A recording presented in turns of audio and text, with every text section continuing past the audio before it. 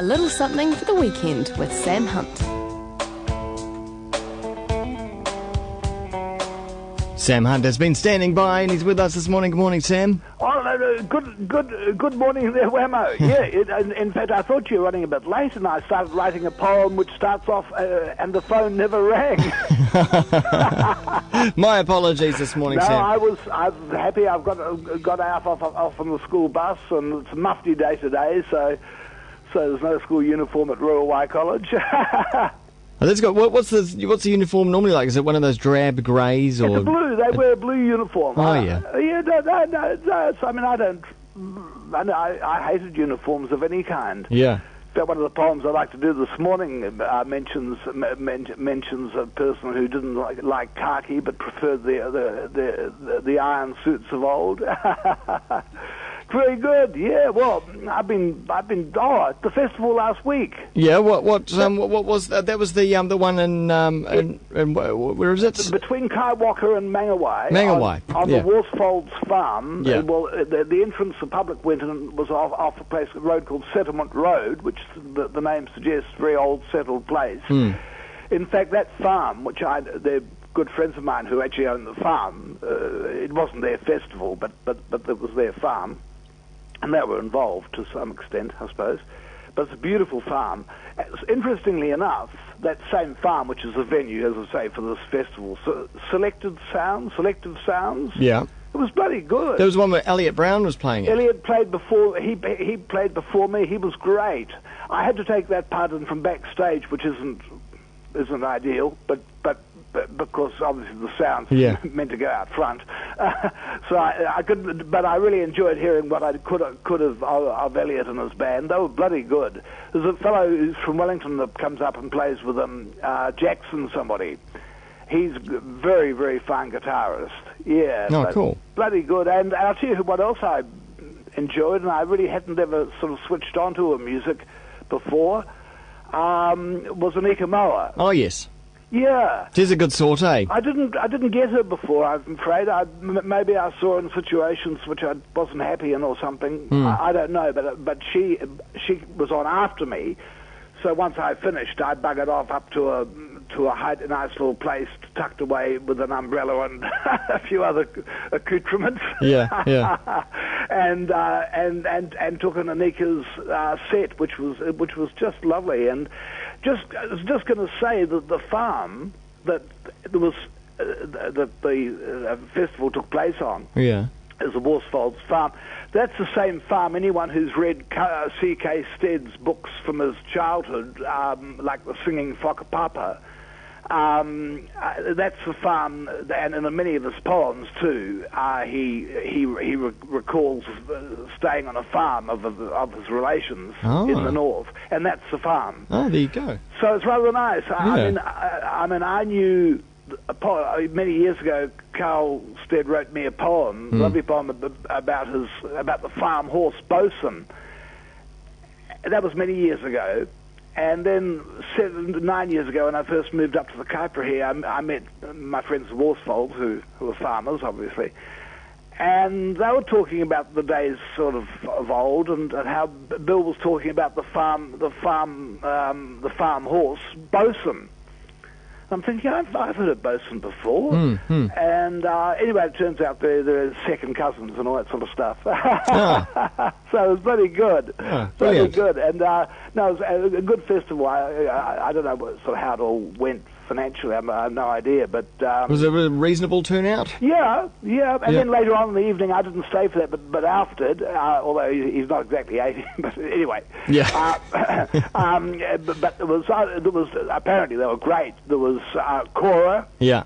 And 660. Yeah. 1814.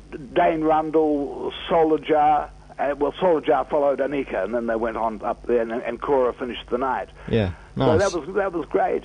Now, I've also... Now, what was I going to... Oh, I know, yeah.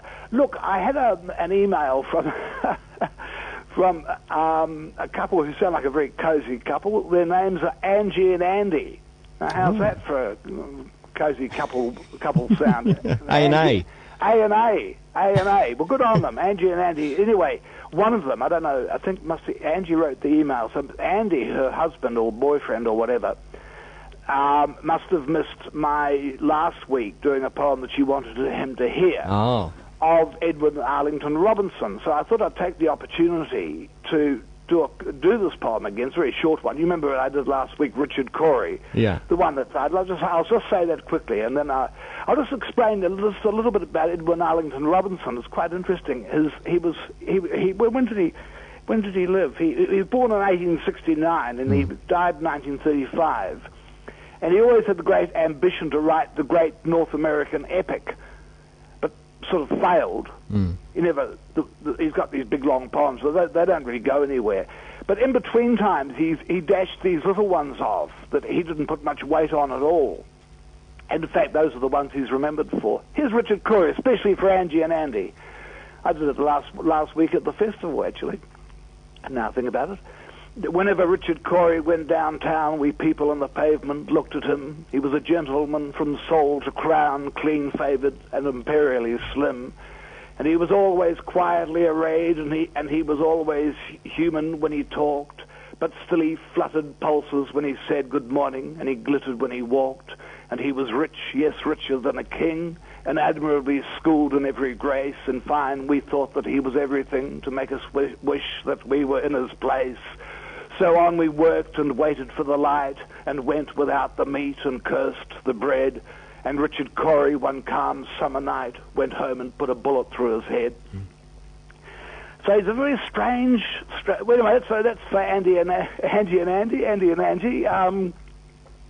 And I hope you enjoyed it. An encore. Had a little encore. Well, that one, it's nice, and the poems often bear repeating. I mean, I know that I've come to love poems often after hearing them many times, and suddenly they've broken through. Yeah. Hey Sam, did you hear about those time capsules they found in Christchurch? I did. Under the godly statue. Yeah. I wonder if there's any poetry in there. I wonder. Yeah, I know. Something for the future. I was going to tell you about Edwin Arlington Robinson.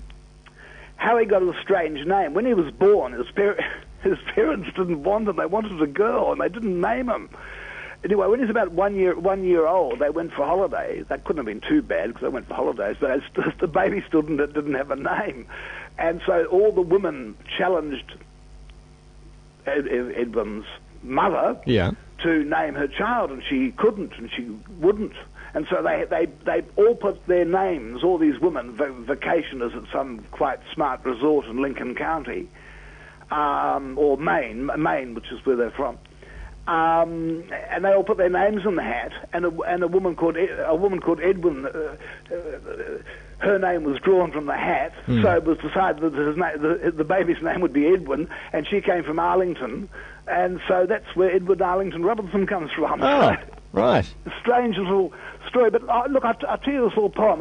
This is another one by him. Yeah. One of his little, if you like, throwaway lines. I don't know whether he really did consider them like that, but I do know that he was reading his journals. I've been digging into them a bit. It's pretty interesting. Here, it's called Minavashivi. Minavashivi, child of scorn, grew lean while he assailed the seasons. He wept that he was ever born, and he had reasons.